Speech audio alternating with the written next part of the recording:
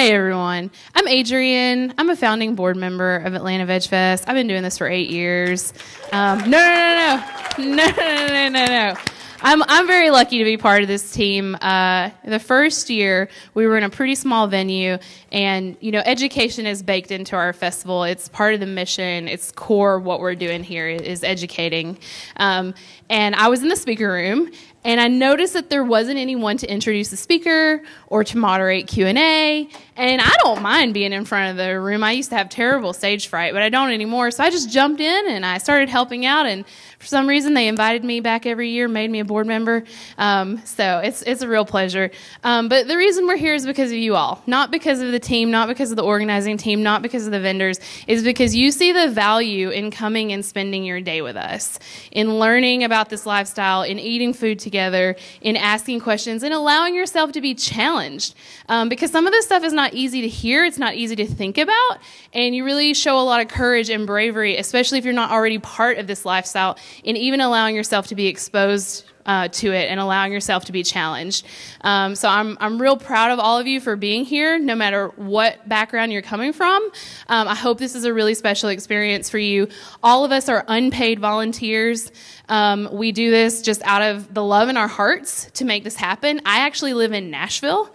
So yeah, represent.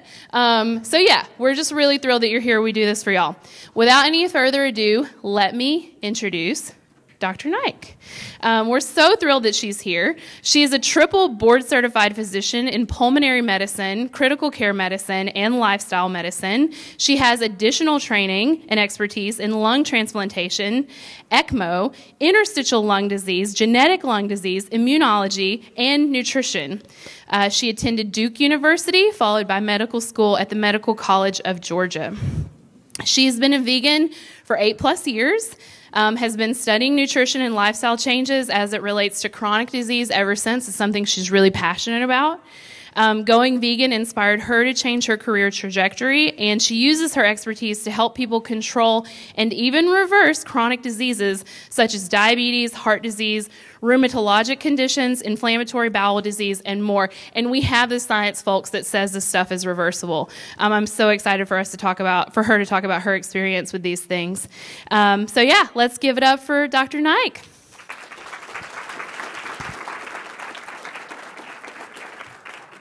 Thank you so much. Can you guys hear me okay? Yes. A little louder. Okay. So a little louder. Nobody ever tells me to be louder. All right. So my talk today is going to be on how to communicate with your doctor about being vegan. Now, I use the term vegan. If you are plant-based for your health or for the environment, this would, of course, still pertain to you. So I don't have any conflicts of interest, but I do want to mention that I am on the advisory committee for the Plant-Based Network, which is a new internet TV station. It's also available on Roku, and I do have a show in development with them. I do have a couple disclaimers. The first one is that, yes, I am a doctor, but I am not your doctor. So please do not take anything that we talk about today to be considered medical advice from me to you. And then finally, the opinions that I discuss today are mine and my own, not those of my employer. I'd like to start with a case. This is not a real case, it's a hypothetical case, but it's based on a lot of things that vegans have talked about when they discuss their frustrations with the medical community. So this is a 45-year-old African-American female, and she comes to the doctor complaining of fatigue. Workup reveals that the patient is anemic and has a vitamin D deficiency. As part of the further workup, it turns out that the patient has a mixed pattern of anemia, both vitamin B12 and iron deficiency. So her PCP suggests supplementation for the B12 and the D, and for the iron, she would like her to increase her lean protein intake and what she calls good sources of iron through animal products. So in this situation, what should this patient do? And I'm going to give you a couple choices, and feel free to raise your hand if one of these is something that you think the patient should do. So she should follow her doctor's advice. Veganism is not about risking one's life, it's about being practical. She absolutely needs to leave this doctor. They don't know what they're doing.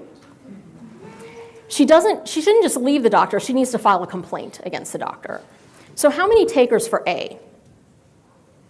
Okay, how many for B? Okay, and how many for C? Okay, good. Nobody hates the doctor.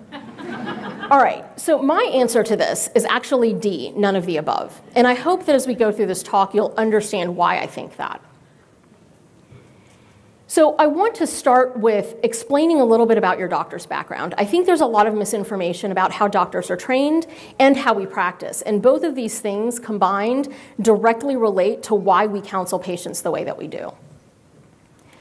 So if your doctor does primary care, they're a family practice doctor, an internal medicine doctor, a pediatrician. They've been in school for between 23 and 24 years. So 12 years of regular school, 4 years of college, 4 years of medical school, and then 3 to 4 years of residency after that. After they do that, they can do further training. So they can do one-year fellowships. They can do further subspecialty training like I did. After that, they can do even more training like I did. And then after that, they have to decide what type of practice are they going to go into? Are they going to do a hospital-based practice? Are they going to be in a private practice? Will they see patients only in the clinic, or will they also see patients in the hospital? The main thing that changes from my perspective when you go from being a trainee to being what we call an attending physician or somebody who's independently practicing, there's two main things that change. The first one is how much time do we actually get with our patients? And the second one is how much time do we now spend doing non-clinical things? And I'm actually going to show you some data on that. So how much face-to-face time is your primary care doctor getting? I struggled to find newer studies on this, but what I could find was anywhere from 10 to 17 minutes is the average primary care visit. Now, I was able to find some indirect information on this. So this next slide is very busy. You don't need to worry about what this is other than to know that this was a study that looked at consultation times all over the world for physicians. The second bar down is the USA. So despite the fact that that's only somewhere between 20 and 25 minutes, we're still doing better than most of the world when it comes to the amount of time a doctor gets to do consults. Another indirect measure of time is when you look at how physicians practice and what the breakdown of their day is. So in 2017, they did a study, and they found that for every 2 hours a patient spends on a computer, a doctor spends on a computer, they're spending about an hour with their patients. What this actually works out to is about an 11.5-hour day. So if you're a clinic doctor, your clinic's actually only 8 hours. So that's another 3.5 hours that you're spending on top of your clinic. And the breakdown of that is about 4.5 hours in clinic on the computer, another 1.5 hours after clinic is over, another 2.5 hours after that to do things like order entry and billing and documentation, and then another 85 minutes to deal with your inbox. So your inbox is where your patients are emailing you, where you're getting results, where other staff are messaging you, and these numbers are pretty much how I spend my day. So this next slide, I'm just going to go through very quickly. This is essentially more studies showing that essentially we spend more time not seeing patients than we do actually in front of a patient. And what are PCPs addressing during these visits? Well, again, depending on the study, anywhere from 3 to 7 major issues at every visit, again, which is averaging about 17 minutes. So that's headaches, hypertension, dyslipidemia, high cholesterol, back pain, depression, fibromyalgia. That doesn't include acute issues like a cough that I've had for 2 weeks or a sprained ankle. Well, how much time do you actually need? Is 17 minutes enough time? Well, to give you an example, there's an organization called the U.S. Preventative Services Task Force. And this is a nonpartisan government organization that sets guidelines for how we decide who needs to be screened for what. For example, they make recommendations based on the evidence for who needs to be screened for lung cancer, colon cancer, breast cancer. But they also make recommendations on smoking cessation, physical activity, that kind of thing. And this group did a really cool study. What they did is, they looked at how long it would take the average doctor to adequately counsel patients just on preventative care, so just on the things the USPSTF recommends doctors counsel their patients on. And that turns out to be about 1,800 hours a year. Okay, well, great. What does that actually mean in a day? Would it surprise you to know it's about 7.5 hours out of a day to properly counsel patients? And again, your clinic is 8 hours long.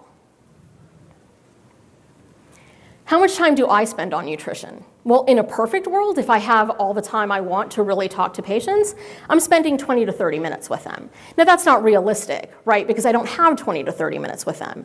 But it often takes me 10 minutes to get a patient to stop looking at me like I'm crazy because I tell them that broccoli can fix their diabetes. So remember, my patients are not actually coming to see me for nutrition. They're coming to see me for lung issues. So it's very challenging in my practice to do that. Now, if you're a primary care doctor and you're dealing with 5 to 7 medical issues that you need to address at every visit, it's still going to be challenging to do nutrition education. Well, how much are PCPs actually doing? How much counseling are they doing? Well, this study looked at physical activity, nutrition, and smoking cessation. And they found that about 50% of doctors actually are addressing physical activity and nutrition. But they're spending less than a minute on physical activity and just over a minute on nutrition. All three combined, they're spending a little over 10% of time. So what are the factors that influence the amount of time that these folks spent? Well, as you can imagine, if you have a visit that happens to be longer than 20 minutes because your last patient canceled or you got done with your other patient sooner, you obviously have more time to spend on nutrition with your next patient. If your doctor actually is supportive of the idea of lifestyle modification, not just because they believe it works, but they believe you will follow it, then patients are more likely to get information. And then, as you can imagine, if you have 8 issues to discuss in a visit, your doctor doesn't have much time to discuss nutrition, which is ironic because nutrition could probably fix many of those 8 issues. So if you've done the math on this, that means your average primary care doctor is seeing about 100 patients a week. They have multiple disease processes. They are seeing patients for between 15 to 20 minutes. So if you leave this talk and you don't remember anything that we talk about, I hope you leave with this one concept. And that is that your primary care doctor gets very little time to see patients and certainly not enough to do primary prevention, let alone nutrition counseling. So before we get back to case number 1, I'm going to do another case. And this is a real case. This is a friend of mine who is in family practice in North Carolina, and this is a patient that she saw. So it's a 45-year-old patient as well. She's a brand new patient to my friend, but she comes to her with the diagnosis of type 2 diabetes, hypertension, and dyslipidemia, so high cholesterol. Now, her diabetes and her blood pressure are under okay control. They still need a little bit of work, but my friend spends almost no time on these 2 issues because her 20-minute new patient visit changes into a 45-minute visit because of this. The patient's total cholesterol is 310 and her LDL is 190.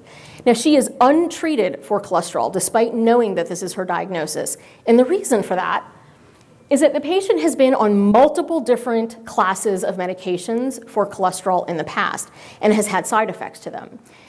They were not side effects that were severe enough that as a physician we would recommend stopping those medications. However, the patient of her own accord felt uncomfortable and decided to stop the medications.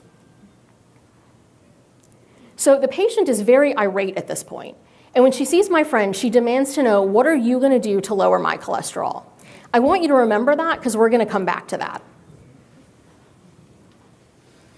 So because she's tried multiple other classes of medications, and because this is really the only class of drug that's left, my friend recommends a PCSK9 inhibitor. As an FYI, this medication costs between $30,000 and $40,000 a year, depending on your insurance coverage. That is not why my friend is recommending it. She's recommending it because the patient refuses to try the other classes again. So the patient gets really upset, absolutely refuses, says that my friend is doing this to push drugs on her because she gets a kickback. So I have an asterisk here because I want to take 2 seconds to explain that's not a thing. Doctors do not get kickbacks for the amount of drugs that we prescribe or what drugs we prescribe. The vast majority of physicians work in a hospital-employed practice. I have no control over what my institution decides to negotiate with drug companies for what drugs are available. I often don't know which drugs are going to be covered by that person's particular insurance company. So I'm making the best recommendation for medication based on their disease, not based on their coverage. So going back to the patient, she wants to know, why won't you prescribe me something that doesn't have to do with pills? So my friend, who happens to eat a predominantly plant-based diet, says, this is great. I'm really glad you want to do this, we can absolutely do something more holistic. However, your cholesterol level currently is too dangerous to only do behavior modification. So let's get you on some medication. We'll make the behavior modification, and then we'll wean you off the medication. The behavior modification that's going to work best for you is going to be a plant-based diet. It'll happily also help your diabetes and your high blood pressure. So this is great, right? This is exactly what we want to see. A patient comes in with a medical issue that is influenced by diet predominantly. They're offered a pill, they don't want the pill, the doctor recommends a non-pill alternative. So this is great news, right? The patient goes home, they make the behavior modification, they come off the medicine, and everyone lives happily ever after. Except, this is what the patient said. I'm really not ready to give up meat and cheese, I guess I'll just take the medicine. So I do not bring this up in an attempt to shame this patient or to judge the patient. It is obviously easier to take a pill once a day or once a month or once a week, depending on what the medication is, as opposed to making a lifestyle change. So this is not meant as a judgment of the patient, but this is what doctors deal with every single day. So the point in my saying this is that most doctors have very little time to see their patients. They're dealing with multiple issues, and when they do attempt to discuss nutrition and diet, they're often met with unwillingness. So you can understand why, if you've only got 20 minutes to talk to your patient, you're going to go for what you think is going to have the most success with your patient. But is physician perception correct? So they did a small study in 2015, and they asked patients and staff their opinions on plant-based diets as it pertains to type 2 diabetes. And what they found was that 72% of doctors were aware of the benefits of a plant-based diet, which I think is pretty remarkable. If they had done this study in 2005, I don't think we'd see these kind of numbers. But only a third of them were willing to recommend a plant-based diet. So why is that? The top 3 reasons given were they felt the eating pattern was not realistic and would be difficult to adhere to. They felt patients would not accept this message. And finally, they felt that there are no clear clinical practice guidelines in diet-specific education. And I see this a lot. I have cardiologists recommend that patients follow up with me for nutrition counseling because although they are recommending plant-based diets to their patients, when their patients come back to them with questions, they're unclear where they should point the patient to. They don't know what's out there for patients for support. So are healthcare workers right? Are patients not going to accept this message? Well, the answer to that is yes and no. So what this study showed is, if you look at the light gray bars, these are existing patients in this clinical practice. 66% of them, so 2/3 of them, were aware of the benefits of a plant-based diet. Again, a number I don't think we would have seen 10 years ago. 65% of them were actually willing to make a change. Here's the big caveat. This study did not ask, are you willing to go plant-based to fix or control your type 2 diabetes? They were simply asked, would you consider going plant-based for 3 weeks? So the important part of this is, yes, that the message is getting out there. We just need some follow-up studies to see, are patients actually doing it? And if they're doing it, are they sticking with it? Because of course, if you do something for 3 weeks, you'll absolutely see benefit. But if you go back to eating the way you were eating before, those benefits go away. So I'm going to do 2 more slides before we get back to case number 1. And these also speak to some of the misinformation I think that's out there, not just in the vegan community, but just in the lay person community in general about physicians. I cannot emphasize enough to you, doctors are not in the business of keeping us sick. Now, that's not to say that the system of medicine we practice in is not a system of medicine that favors being sick versus being preventative. But doctors don't go into medicine because they want sick patients. If you're a primary care doctor, you definitely didn't go into medicine because you want to take care of patients that have 5 and 6 and 7 medical problems. I went into critical care because I really enjoy taking care of people who are critically ill. I don't want them to be critically ill, but I enjoy the challenge of taking care of them. If you're in primary care, you want your patients to be doing well. You want to be able to focus those 7.5 hours on preventative care. So remember I told you in case number 2, the patient demanded of my friend, what are you going to do to lower my cholesterol? It's really important to understand that your doctor cannot be more invested in your health than you are. So we often see this, and this is not just something that patients seem to perceive. Doctors perceive medicine this way too. We kind of look at it as a patient comes in with a medical problem, it needs to be fixed, the doctor fixes it. Well, that model really only works in an ICU, right? When a patient's intubated, they're in septic shock, they have no control over what's going on with them. Their physicians and their nurses are controlling their care. But if you come in with a medical problem to clinic, you really need to be empowered to make the changes, right? So one of the things I tell my patients routinely is I have good news and I have bad news. The good news is you're in control of your health. The bad news is only you are in control of your health. So I can make all the recommendations I want to you, but if you don't pick up that baton and run with it, we won't see change. This doesn't just pertain to nutrition, of course. This pertains to everything: smoking cessation, activity, sleep hygiene, everything. And then finally, I just want to spend a minute on this idea. We all know in this room that doctors do not get much education on nutrition. Unfortunately, we have somehow extrapolated that to a general mistrust of what physicians know. So I spent 27 and a half years in training. In that time, I learned how to take care of patients in an ICU, on a floor, in an urgent care, on an OB ward, in an OR. I learned how to look at blood smears under a microscope, how to look at urine samples under a microscope, how to order CT scans and read them, how to know when someone needs a CT scan versus an MRI. And I also learned how to critically appraise the literature. Now, I'm just giving you a rundown of some of the things I've learned, right? So my point here is that it's really not a legitimate extrapolation to say that because doctors don't know anything about nutrition that we haven't learned about other aspects of medicine. And that's just really important to understand if you're trying to build a trusting relationship with your physician. All right, so let's finally get back to the patient in case number one. So if you recall, this is the patient who was diagnosed with anemia. She was told to take a B12 supplement and a vitamin D supplement. But for her iron deficiency, the patient was recommended to increase her meat intake. So what should this patient do? Well, you won't remember this from the slide, but nowhere on that slide do I mention that the patient is vegan. And I did that deliberately. Because in all likelihood, your doctor has no idea that you're vegan. They're not going to remember it. Remember, they're seeing 100 patients a week. Even if they do know you're vegan, they have no idea what that means. And you can't really blame them, right? The media portrays veganism as if it's a trend like keto or paleo. It's just a hat that you can stop wearing when it's inconvenient. Most people don't understand that veganism is an ethical stance and that it's about animal rights. Now, if you eat a plant-based diet for your health or for the environment, these are still deeply held beliefs, right? And a lot of doctors don't necessarily understand that these are not things that you're willing to forego. So let your doctor know, hey, doc, I'm vegan, or I'm plant-based, and what that actually means. So I'm going to give you a little anecdote. I was diagnosed with vitamin D deficiency earlier this year. I'm a person of color. I'm always in the hospital. I'm never in the sun. It's pretty common. My doctor prescribed a vitamin D supplement to me, and it happened to be a non-vegan supplement.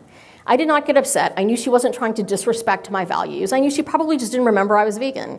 I sent her a text, hey, could you just change that prescription to a vegan vitamin D supplement? She texted me back, oh yeah, sorry, I just forgot, no problem, prescription's in. So my point is, communicate with your doctor. Help them, ask them to help you find a vegan alternative to what they're recommending.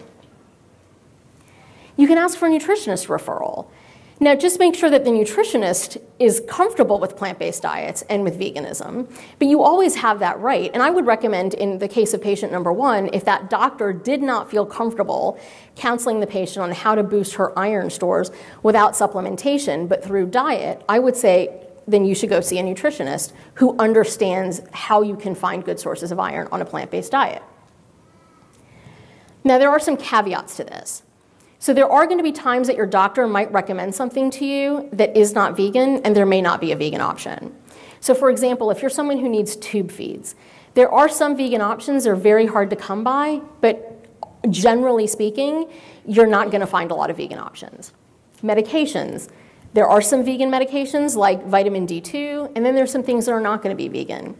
But let's say you've had a heart attack, and your doctor prescribes something called a beta blocker. This is a life-saving medication after a heart attack.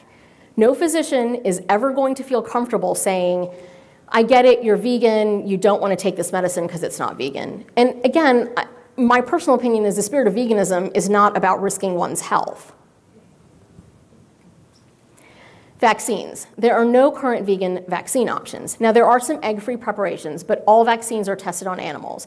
Now, there are some folks that are working on finding non-animal tested, cruelty-free vaccines, but currently there are no vegan ones. That said, you should still get vaccinated. Please do not spend Q&A time arguing with me about vaccines. I will not be addressing that. Okay. Well, when should you be concerned when you're talking to your doctor? Well, if you ask your doctor to help you find a vegan option and they're unwilling to help you, that's a big red flag.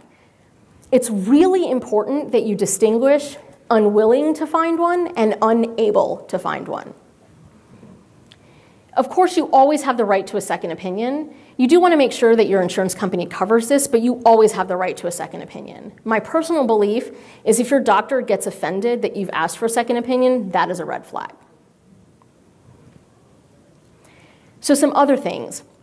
Remember I said that one of the things I learned about in my training is how to critically appraise the literature? As physicians, we are eager to learn. Time permitting, we want to learn about things that we're not familiar with in the medical world. That said, if a patient comes in and says to me, hey doc, my cousin's friend did this, can I do that? I don't know what that means. I can't trust that because I don't know if the patient interpreted that correctly. I don't actually know if the patient's cousin's friend actually had what they think they had.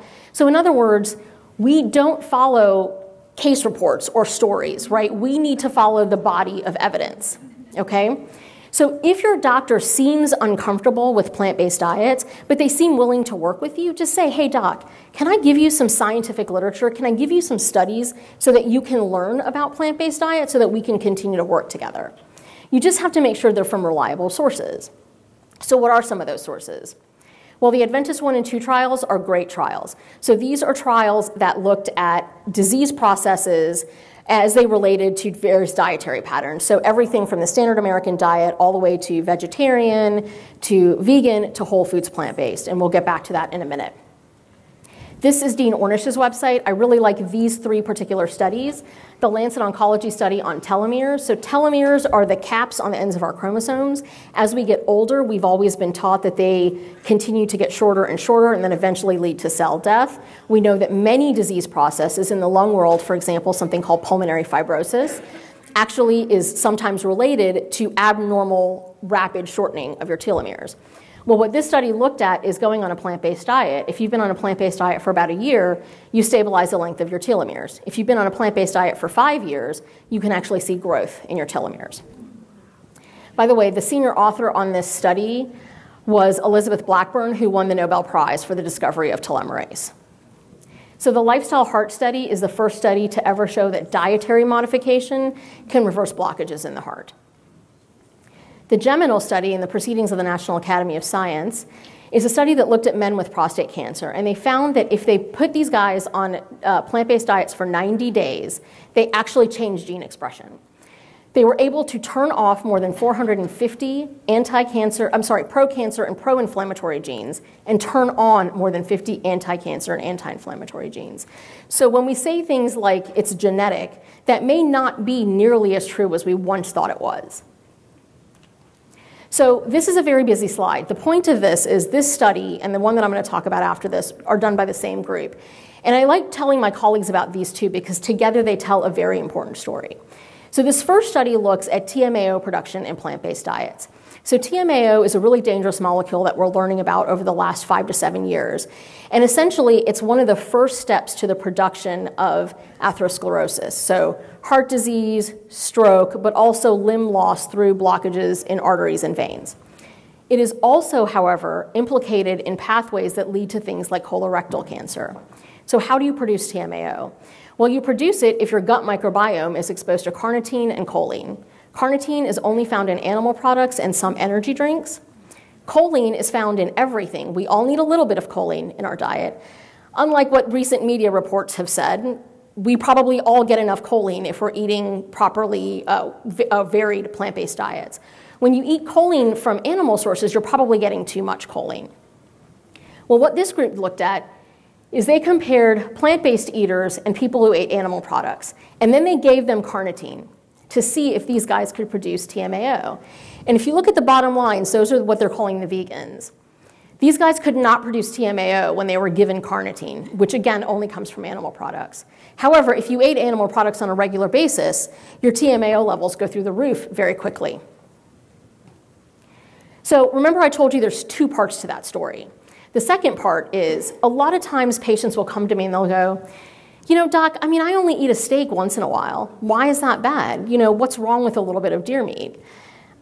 I mean, from an ethical standpoint, I'd say there's a lot wrong with taking the life of an animal when it's not necessary. However, as a physician, I'm not there to talk to them about ethics. I'm there to talk to them about science.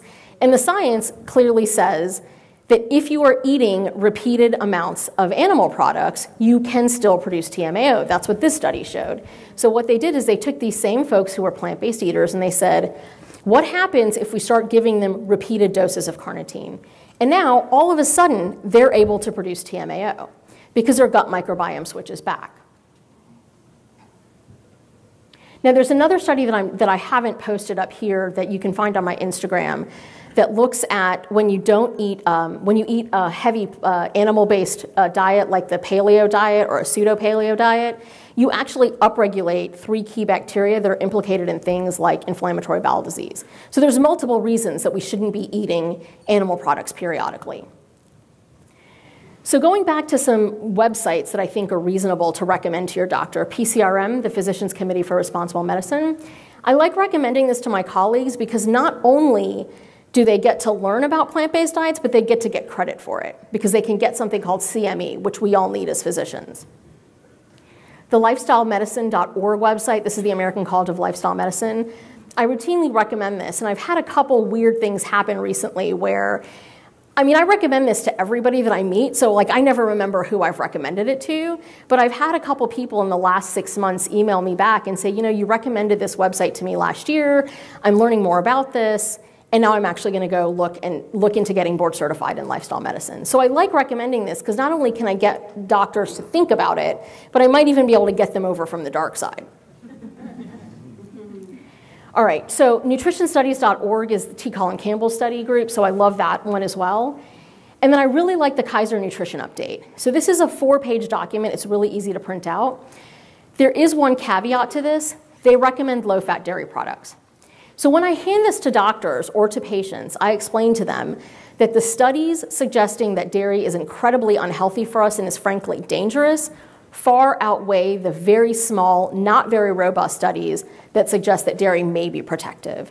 So you just need to kind of mention that if you give this to your doctor. Just as an FYI to folks that don't know this, Kaiser in Atlanta, they actually have free plant-based nutrition classes that are available to anybody in the community, as well as exercise classes, so you can just go to kp.org and sign up for them. This is probably one of my favorite resources. So this is essentially a primer on plant-based nutrition for healthcare professionals. What's really great about this is it actually addresses step-by-step the nutrients that people are commonly concerned about when they recommend plant-based diets to their patients. Okay, so before we wrap up, there's just a couple more things I want to point out. So this is a quote from Kim Williams. He is the former president of the American College of Cardiology and the chief of cardiology at Rush. He is vegan and has been for 20 years. So he once said, I know I'm going to die, I just don't want it to be my fault. Now, obviously, he meant this facetiously. And I bring this up because I think it's really important for people to understand that being vegan is not a guarantee of being free of disease.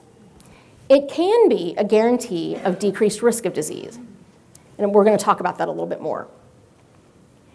So remember, if you are vegan and you're still struggling with heart disease or diabetes or something like that, it may be related to the fact that your pre-vegan habits are still affecting you. So if you were eating the standard American diet for 45 years and you've been plant-based or vegan for 6 months, first of all, congratulations.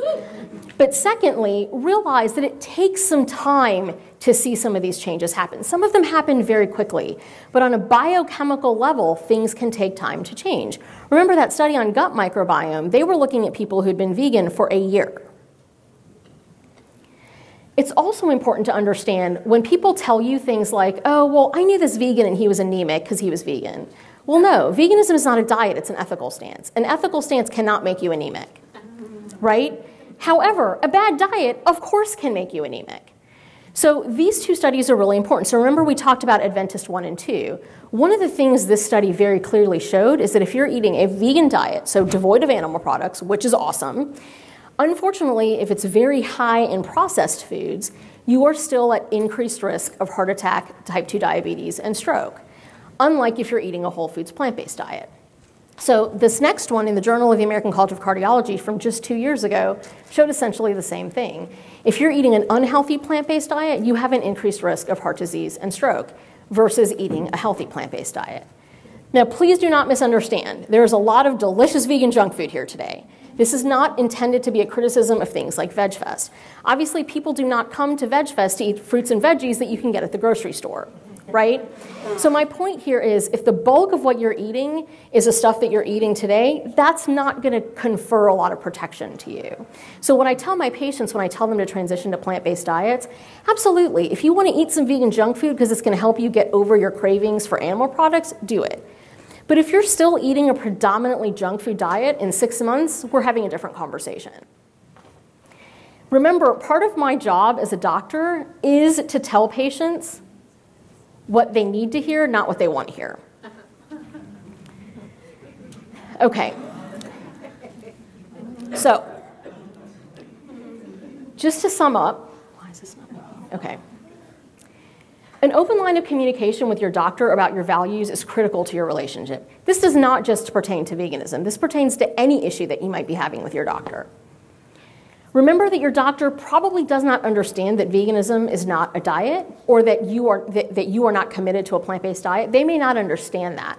So it's really important that you clarify that with them and then explain what your concerns are about whatever the treatment is. If you just tell your doctor, no, I'm not going to do that, they have no understanding of why you're saying that. Ask your doctor to be your partner in your health care, to come up with vegan options. But remember, if there isn't a vegan option, you must be prepared to either choose to do the option anyway, which is frankly what I would recommend, but also if you opt not to do it and your doctor continues to talk to you about it, they're not trying to be a jerk. They're not trying to disrespect your values. They're doing it because part of our job as physicians is to make sure you clearly understand the risk that you incur if you opt out of a treatment. Remember that it's really unlikely that your doctor's recommending non-vegan options out of malice or incompetence. Remember, they're time crunched. They may not realize that you're willing to consider these options. If you recall, your doctor's previous experiences likely suggest that their patients want a prescription and that they're not going to follow a lifestyle change. So you need to be the one that puts your hand up and says, hey, doc, I'm in the other line. Okay. If your doctor is amenable, absolutely give them scientific studies or scientific websites. Not only does this increase the chances that they'll read it and trust it, but they're going to have more time if you've just literally done the work for them and handed it to them. Now, it's really important that we go back for a second and talk about scientific websites. There's a tendency in the vegan community to post on social media from just complete, utter nonsense websites that are promoting wellness and things like that that aren't necessarily based in science. And here's the problem with that. If you print out something from an unreliable resource and hand it to your doctor, even if what this website is saying is 1000% true, your doctor will not trust it because they don't trust the source. So make sure that you're giving them information from a reliable source. Okay, Google is not a reliable source of information. All right? I will say that again. Google is not a legitimate source of information. Okay? I'm being very serious here, okay? Don't print out stuff from Google University because it just does not make sense. The same thing goes for social media. Now, obviously, I'd like to think that my Instagram account is a reliable source of information. So if you're finding it from a plant-based doctor or someone who's board certified in lifestyle medicine, these are reliable sources on social media. Again, you need to make sure that the source that you're handing your doctor or that you yourself are following personally is a reliable source of information. And then finally, please understand that being vegan or plant-based does not mean you will never get sick. But in the right instance, if you are eating a whole foods plant-based diet with minimal or no oil, you are going to have the best chance of having a healthy, long, happy life. Now, this is pertaining to diet. There are other aspects of lifestyle medicine that we did not talk about here. So activity, having good sleep hygiene, making sure that you're not under excessive amounts of stress, making sure that you have a good social support system, making sure that you're not smoking, that you're not drinking to excess. These are all important behaviors. We're only addressing diet today, but it's important to know that your best bet from a dietary perspective of good health is a whole foods, low-fat, plant-based diet with minimal or no oil. All right, that is it.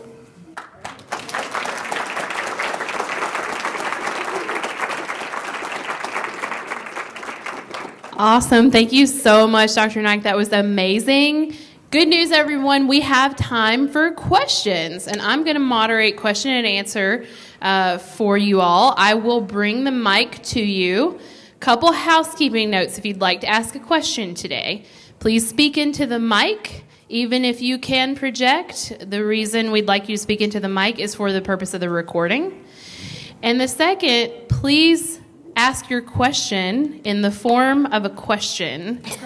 I know that presentations at vegan festivals can make us feel feelings and make us want to have extended conversations, but Q&A is not the time for that. If you'd like to reflect with Dr. Naik later, you can totally do that, and I'll tell you how to get in touch with her and stay in touch. But for now, if I bring you the mic, ask a question. If I'm not hearing one, I will take the mic from you. All right, let's go ahead and get started. Hi, that was a wonderful presentation. Thank you, Dr. Naik. I have a quick question about hypothyroidism or any other, or even hyperthyroidism and its relation to soy and soy products. So that's a tough one. I haven't actually done a lot of research on that. To my knowledge, there's not, the thing that I think of from a nutrient perspective when I think of thyroid and nutrients is actually iodine. So you can actually, if you're eating, for example, excessive amounts of seaweed or kelp products, you can actually go into thyroid storm. I admitted a patient in residency who used to take kelp supplements and ended up in thyroid storm in the ICU. I'm not familiar with any issues with thyroid interacting with soy. Now, I know a lot of people are concerned about hormones when it comes to soy, like estrogen. So there are 4 things that I bring up when I talk about estrogen. So the first one is, if you're eating animal products, 60 to 90% of all soy grown worldwide is fed to animals. So you're eating far more soy than the average vegan if you're eating animal products, number 1. Number 2, soy has phytoestrogens in it, which have actually been shown in multiple studies to be protective, particularly against things like breast cancer and prostate cancer. Number 3, it's really important to note you don't have to eat soy if you don't want to. I mean, I think it's good for you, and I think it's very protective. But the 4th thing is, going back to this idea of hormones, people tend to worry about estrogen, as I said. The number 1 source of estrogen in the American diet is dairy. So it's kind of an odd line in the sand to draw to say, I'm not going to eat tofu because of the phytoestrogens, but I will happily ingest the hormones from the breast milk of a lactating female, because that's essentially what dairy is. So I don't know if that really answered your question. Yeah, yes it did. And also a lot of other products have phytoestrogen as well, Yep. not just soy. Is that Yep. right? She was just saying for the recording, other products have phytoestrogens in them as well, which are protective. Yeah. All right, we have a question right here. My question would be, do you recommend any specific method of plant-based diet, high carb, low fat, raw, high fat, low carb, or anything else when you recommend it to patients? So I personally am nervous about high fat diets. Now, if you are healthy, you don't have a genetic predisposition to cholesterol issues, that kind of thing, a high-fat diet initially may be good, but if you look at every long-lived population, what we call the blue zones, they're eating high-carb, low-fat. There are a couple caveats when you eat a low-fat diet. So, for example, a lot of times when you first start out on a low-fat diet, you can see your HDL drop if that happens. You can also, which is what happened to me when I went low-fat from a vegan junk food diet, vitamin D is a fat-soluble vitamin. So if you're not eating a lot of fat, A, D, E, and K are going to be the vitamins that you need to look out for. Awesome. I have a question back here. Hi, thank you so much. I actually asked you partially a question about this earlier, but I'd love for you to expand. If you're a vegan, you've been a vegan for 3 years, you've had your blood work done and they haven't seen any deficiency, but you have a horrible immune system and continually seem to get sick just being around anybody who is, or are constantly tired. I know you briefly mentioned earlier the counting calories thing because you may be having too little calories, but could you expand on what else you could do as a vegan to boost your immune system and help with fatigue? So that's a little bit of a hard question to answer since I'm not your doctor and I don't actually have your blood work in front of me. It is important that everybody, even when they are well, go yearly for an annual visit. Remember, if you are insured and you're part of the ACA, which is everybody who's insured, you get one free visit with your doctor every year, which includes basic blood work. And most of the time, they will include a B12. If you've been vegan for 3 years and you're starting to experience fatigue, the kinds of things that I get a little nervous about are frankly B12, because it takes 3 to 4 years for you to actually start to develop B12 deficiency. Now, please don't misunderstand. There's this concept that vegans and vegetarians are more at risk for B12 deficiency. We've said that in medicine, and I don't think that that's true. And the reason I don't think that's true is that 40% of Americans are B12 deficient. Sadly, 40% of Americans are not vegan or vegetarian or plant-based. I mean, that would be amazing, right? So I think it's really important to understand that I actually personally worry more about B12 deficiency in my non-vegan patients because they're not likely to know that they're at risk and then supplementing. So the only thing that I could say in that situation is if you haven't been to a doctor this year, then you have to go back because things can change. You know, like labs that were normal 2 years ago may be abnormal now. Okay, great. This is going great, y'all. We've got plenty of time for more questions. I'm going to take a couple here in the back, and then I'm going to come to the front so I do see y'all up there. Hi, thank you for speaking out for the whole food plant-based lifestyle. And I have a lot of friends who might be in med school or getting out of school, and I'm wondering, like, how do reimbursement rates work? I've heard that, you know, it can be very poor here to teach about lifestyle, whereas, you know, to give the drug, you might not get paid from the drug company, but you can get reimbursed 10 times what you could do for diet counseling. So that's not completely correct. So what I mean by that is you are correct that it is more challenging if you are billing for nutrition counseling. But you don't bill for, hey, I wrote a prescription for an inhaler or I wrote a prescription for a statin. That's not something you bill for. So if you're billing under the diagnosis of high cholesterol, you can bill for that. It can absolutely be challenging to get reimbursement for things like nutrition counseling, but there are things that are changing with that. So your family practice doctor or your primary care doctor may introduce you to something called shared visits, which is reimbursed by Medicare. Medicare now acknowledges the Dean Ornish program, and there's one other program that I always blank on that they're now acknowledging as lifestyle modification programs. It is definitely changing, but from a reimbursement standpoint, I'll be honest with you, as a subspecialist, I just do what the patient needs to do. I'm not really thinking about reimbursement. And then the other aspect of that is that many physicians, as I said earlier, medicine has changed a lot, and now many private practices have been bought up by institutions. So when you're a hospital-employed physician, you're salaried. So you're not really necessarily thinking about, oh, well, if I order this many tests, then my billing goes up, and then I get more money.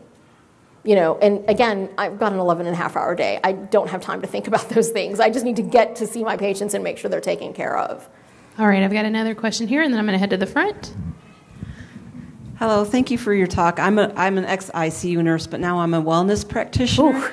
And I was just wondering, what do you feel about supplements? I mean, I have people come in with bags and bags of supplements, and it's just like bags and bags of prescriptions.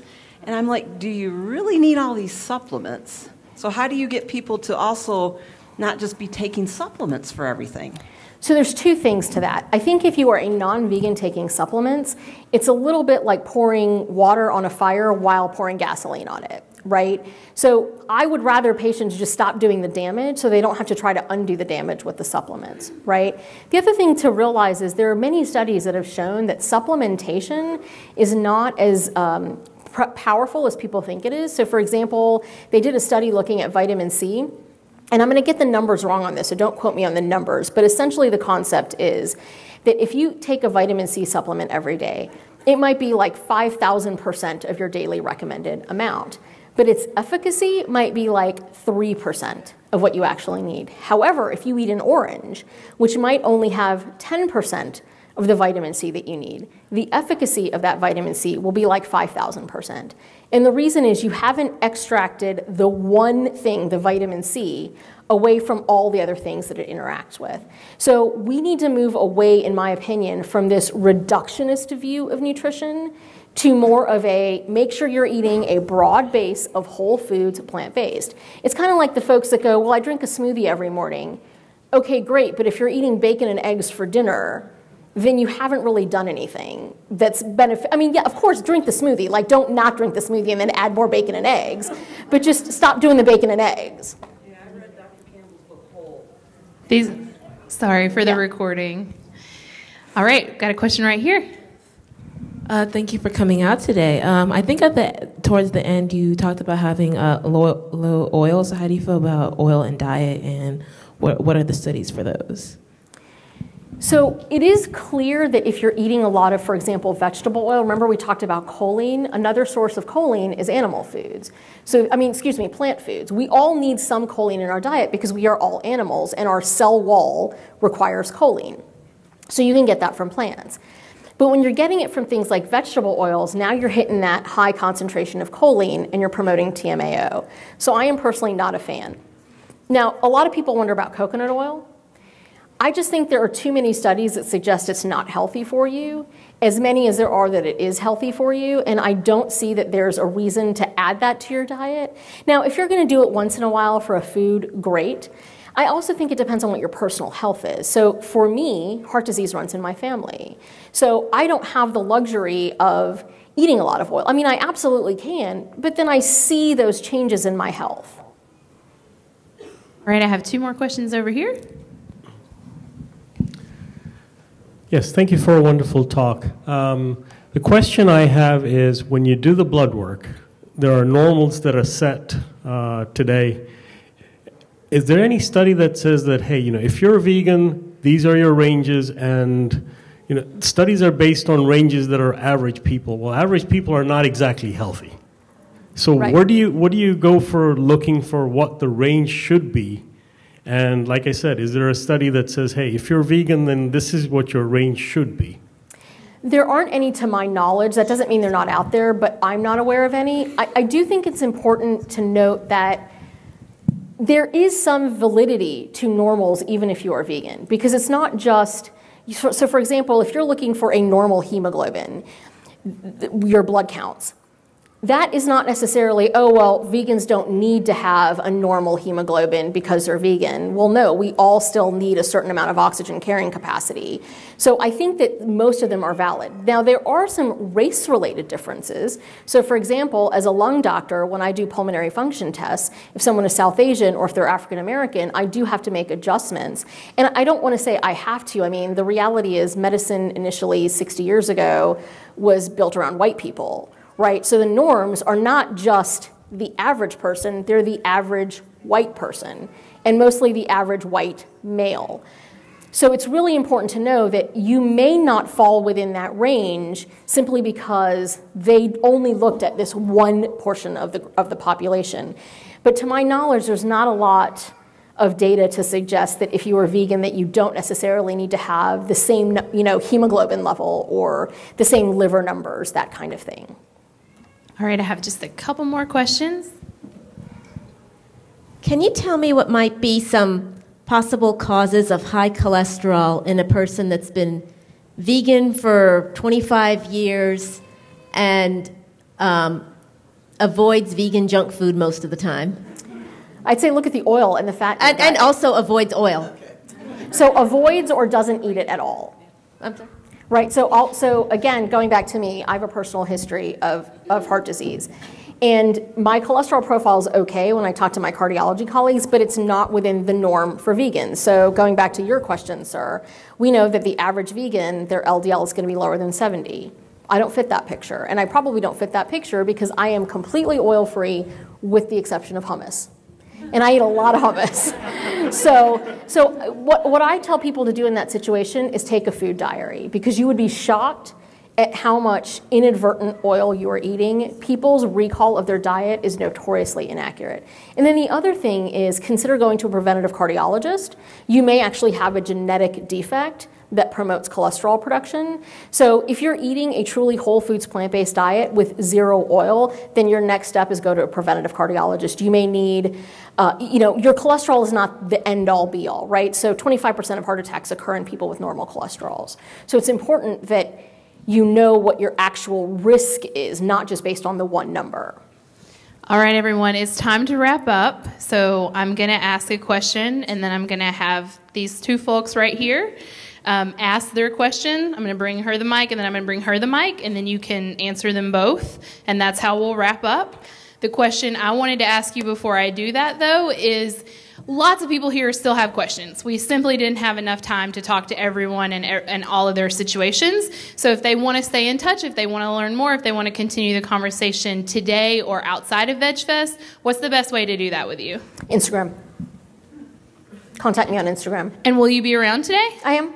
Okay, awesome. All right, so I'm going to let you ask. But I am going to say, if you're going to ask me personal medical advice, I'm going to tell you, go to your doctor. Yeah. Well, what I've noticed as a moderator is that a lot of these questions have been broadly couched in broad language about specific situations, so you might get more of that today. Hi. What are your thoughts on vegetarianism or veganism and dementia?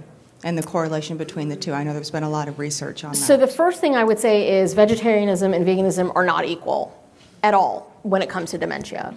Because again, if you're eating dairy and you're eating eggs, we know that those promote TMAO, so they promote inflammation, so they promote vascular changes. So those increase the risk of not only type 2 diabetes, but type 3 diabetes, which is Alzheimer's disease. Okay? So if you're looking at things like vascular dementia, or any kind of dementia, your best chance is going to be not just a vegan diet, but a whole foods plant-based diet. Again, you can eat a junk food diet and it's still likely to be generally healthier than someone who's eating a lot of animal products. But if you're doing nothing but eating vegan junk food, then your oil content and your salt content is so high that that's still not healthy.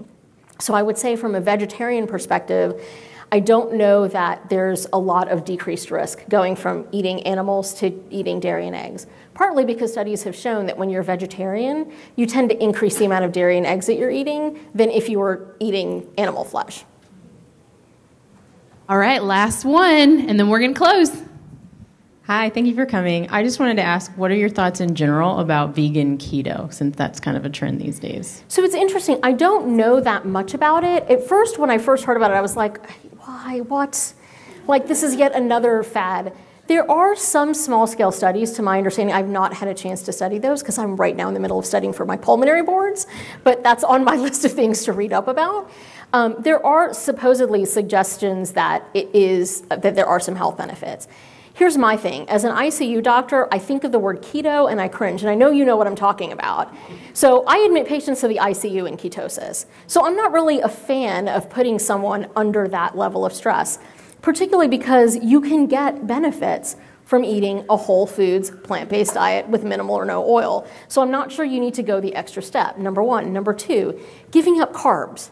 That just does not seem like a good plan, given that every major study has shown that eating healthy carbs is protective. Thank y'all so much. Let's say thanks again to Dr. Naik. Thank you.